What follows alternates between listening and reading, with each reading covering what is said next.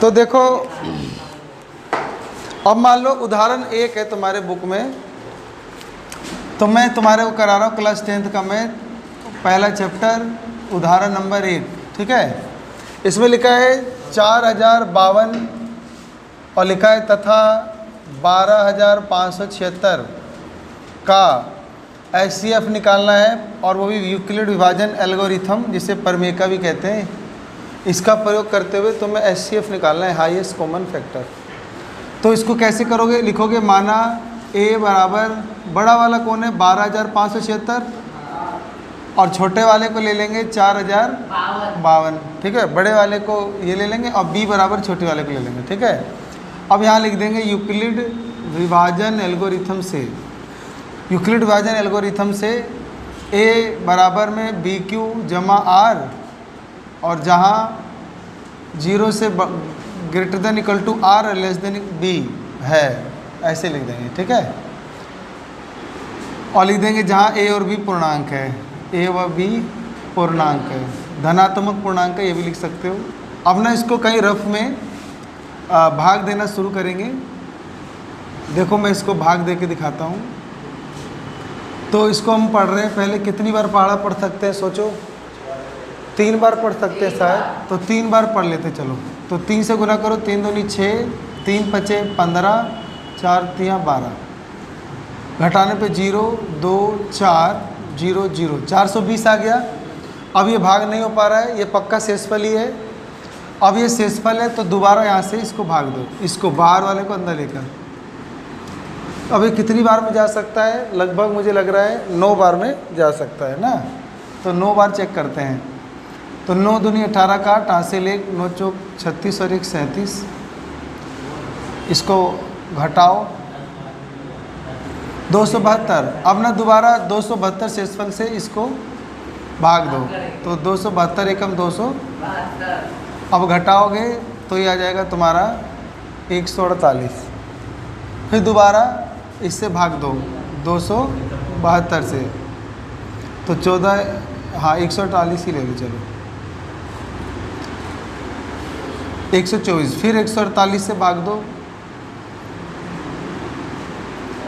124 एकम 124 ना, फिर शेषफल आया 24, फिर 24 से भाग दो, 24 पर 120, और फिर 4 बचा ना शेषफल, इससे 24 को भाग दो, तो 4 6 24, तो पूरा भाग हो गया, शेषफल 0 आ गया। तो HCF हमारा क्या आ गया? 6 नहीं आया बाबू, ये आया 4, ठीक है। ये वाला 4 लेना है, समझे? तो इस प्रकार से ना तुम्हें भाग करना है। अब इसी को तुम्हें ना ऐसे लिखना है, इस वाले सूत्र की तरह लिखना है। तो एक बार हमने सबसे पहले कौन लिया था अंदर? 12500, और हमने इसको गुना 4052 का पढ़ा, 3 बार पढ़ा था, तो 3 गुना करके शेषफल कितना आया था वो ऐड कर दो। अब दोबारा ऐसे देख के लिखते रहो। ये क्या है? 4052, फिर ये इसको इससे गुना कर दो, 420 गुना 9, और फिर शेषफल क्या आया था? हाँ, फिर ऐसे ये वाला 420 बाहर लिखना है, 272 का पाड़ा एक बार, और शेषफल 148। फिर ऐसे 272 बराबर 148 गुना 1 जमा 124। फिर ऐसे ही दोबारा 148 का पाड़ा 124 गुना 1 और जमा शेषफल 24, ठीक है। ऐसे ही फिर ये वाला, अब 124 का पाड़ा 24 से पढ़ा था हमने 5 बार, शेषफल 4, फिर 24 का पाड़ा पढ़ा था 4 6 24, शेषफल 0। तो जहाँ 0 आ जाए वही HCF आएगा 4। तो यूक्लिड विभाजन एल्गोरिथम से हमारा जो HCF है, जो कि महत्तम है, वो हो गया कितना? 4। अब ना इसके बाद एक क्वेश्चन है,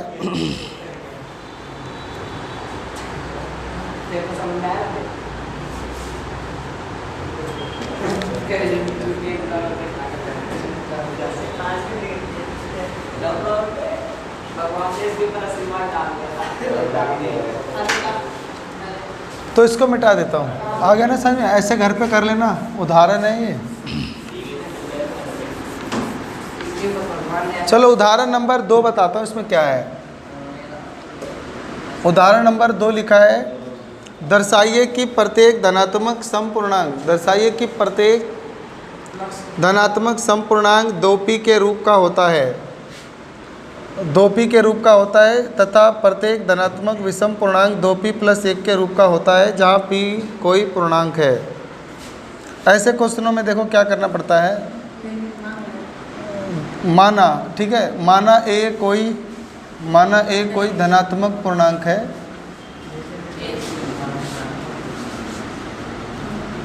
हमें दर्शाना है कि प्रत्येक धनात्मक समपूर्णांक यानी जो भी धनात्मक समपूर्णांक होंगे इवन इंटीजर वो 2q या मतलब 2q के रूप में होंगे, और लेकिन जो विषम वाले होंगे विषम पूर्णांक वो हमेशा इस रूप में होंगे 2p + 1 के रूप में होंगे। 2p + 1 यहाँ p लिखना था। देखो 2p को हम सम क्यों कह रहे हैं, क्योंकि तुम p की जगह कोई भी पूर्णांक लो, 1 लो, 2 लो, बाहर बैठ जाओ, 1 लो, 2 लो, 3 लो, कुछ भी लो, तो 2 से गुना होकर वो सम ही आना है। ऐसे ही लेकिन यहाँ पर तुम ना p की जगह कोई भी पूर्णांक लो, 1 लो, 2 लो, 3 लो, वो 2 से गुना होकर तो सम हो जाएगा, लेकिन 1 जुड़ते ही वो क्या हो जाएगा, विषम यानी ओड बन जाएगा। सही है। तो हमें प्रूफ करना है कि सम पूर्णांक तो ऐसा होगा लेकिन विषम पूर्णांक ऐसा होगा, इस रूप में होगा जहाँ पे p कोई पूर्णांक है। तो ऐसे क्वेश्चनों करने के लिए माना a कोई धनात्मक पूर्णांक है और तथा b की वैल्यू आपको 2 लेना है, ये जो 2 दिया है शुरू वाला ये 2 लेना है, और फिर लिखेंगे यूक्लिड विभाजन एल्गोरिथम से a बराबर bq + r होता है, और जहाँ 0 से बड़ा r और b से छोटा होता है। तो b की वैल्यू ही जब 2 है तो r की वैल्यू क्या क्या हो सकती है, r की वैल्यू 0 और 1 ही हो सकती है। तो एक बार यहाँ रखोगे a बराबर b की जगह 2, तो 2q + 0, क्योंकि r की जगह 0 ले लो, और एक आ जाएगा तुम्हारा a बराबर 2q + 1, है ना।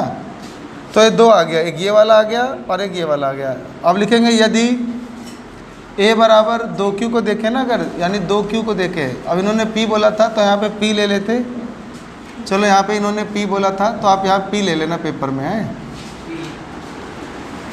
वो तो सूत्र था। अब ध्यान से देखोगे तो लिखोगे यदि 2 बराबर में 2p है तो p को कोई भी पूर्णांक लेने पर यह सदैव सम पूर्णांक होगा। चेक करो, तुम इस p की जगह कुछ भी लो, कोई बच्चा p की जगह 10 ले ले तो 10 दूनी भी 20, 11 ले ले तो 11 दूनी 22, तो हमेशा सम ही आ रहा है, 2 से पूरा भाग हो जाएगा, इवन आ रहा है। और लिख देंगे यदि a बराबर 2p + 1 है तो p को कोई भी पूर्णांक लेंगे तो ये विषम आएगा। लिख देंगे p को कोई भी पूर्णांक लेने पे क्या आएगा, ये अब विषम क्यों आएगा, क्योंकि देखो कुछ भी रख के देखो तो लिख देंगे विषम पूर्णांक होगा, ठीक है, विषम है। अब तुम p की जगह कुछ भी रखो, देखो 5 रख दिया किसी ने तो 5 दूनी 10 और 1 11, और 11 विषम है, तो बस इतना ही प्रूव करना था, यहीं तक लिख देंगे, ठीक है। तो ये इतना ही करना है। नेक्स्ट देखते हैं।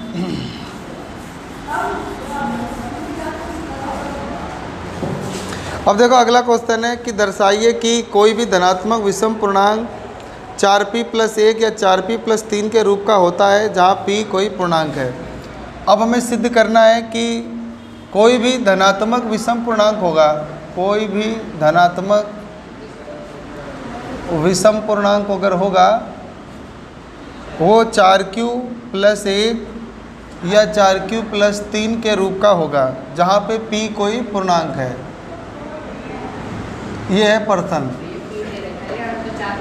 तो 4p दे रखा है, हाँ यहाँ 4p दे रखा है, 4q से भी दिया रहता है एनसीईआरटी में। तो अभी मान लो ये 4p है, चलो कोई बात नहीं। तो दर्शाइए कि कोई भी धनात्मक पूर्णांक 4p + 1 और 4p + 3 के रूप का होता है।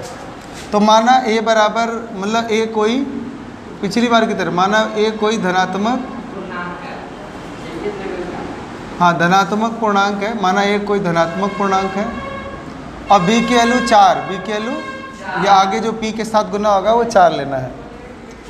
और फिर लिख देंगे यूक्लिड विभाजन एल्गोरिथम से a बराबर bq + r होता है, और जहाँ 0 से बड़ा r और लेस देन छोटा होता है तो बताओ बी की वैल्यू ही अगर 4 है तो आर की वैल्यू क्या क्या हो सकती है? आर की वैल्यू 0, 1, 2, 3 हो सकती है, 4 से छोटी 3। अब बारी बारी से यहाँ रख दो a बराबर b, b की जगह 4 रख दो, और यहाँ पे क्योंकि p है तो आप q की जगह p लिख दो। ठीक है, पेपर में q आया तो q लिख देना, p आया तो p लिख देना। तो आ जाएगा 4p और प्लस r की जगह एक बार 0 रख दो तो +0, फिर +1, फिर +2 और फिर +3। और इसमें से सही से लिख लो तो यह आ जाएगा 4p, 4p + 1, फिर 4p + 2 और 4p +।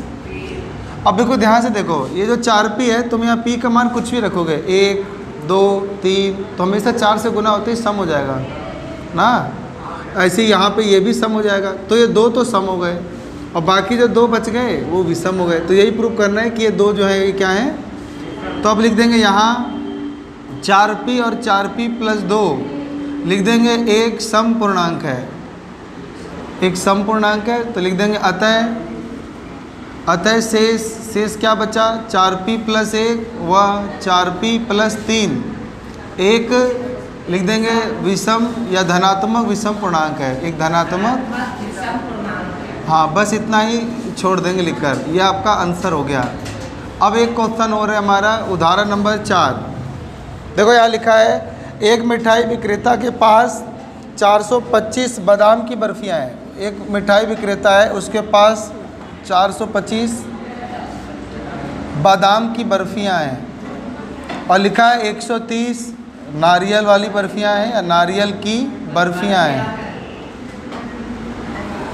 आगे लिखा है, वह इनकी ऐसी डेयरी बनाना चाहता है कि प्रत्येक डेयरी में बर्फियों की संख्या समान रहे तथा ये डेयरियाँ बर्फी वाली परत में न्यूनतम स्थान घेरे। न्यूनतम यानी कम से कम स्थान घेरे।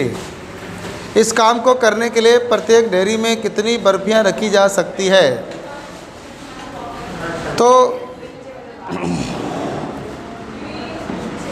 देखो इसमें बोला है कि ऐसा बताओ कि जैसे इनको पैक करना है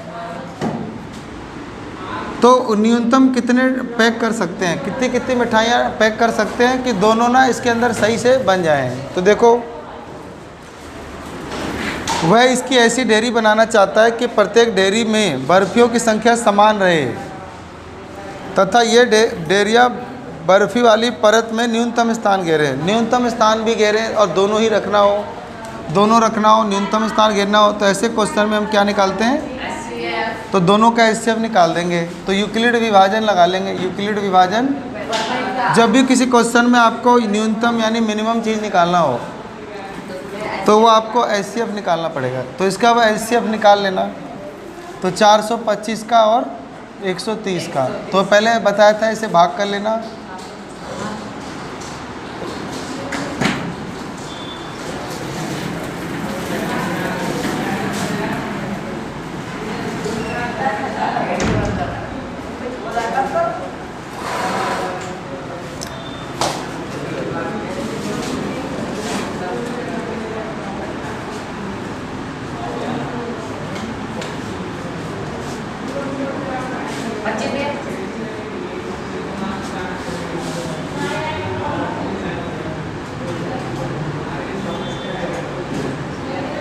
यहाँ तो मेरा आंसर एचसीएफ 5 आ रहा है, तो यहाँ पे भी आंसर 5 है। तो अतः प्रत्येक बर्फियों के लिए मिठाई विक्रेता को 5-5 की डेयरी बनाना चाहिए। ठीक है, तो लगता है ना यहाँ पे ना कुछ क्वेश्चन में मिसप्रिंट है। उसने ना यूँ बोलना चाहिए था कि अधिकतम, ये न्यूनतम के लिए एचसीएफ नहीं निकालते। जब वो लिखा रहता है ना अधिकतम तो एचसीएफ निकालते हैं। क्वेश्चन में ना कुछ मिसप्रिंट है, लेकिन करना था एचसीएफ इसमें। ठीक है, तो ज़्यादातर जब अधिकतम बोलेगा तब हम निकालते हैं एचसीएफ। ठीक है, न्यूनतम पे नहीं निकालते।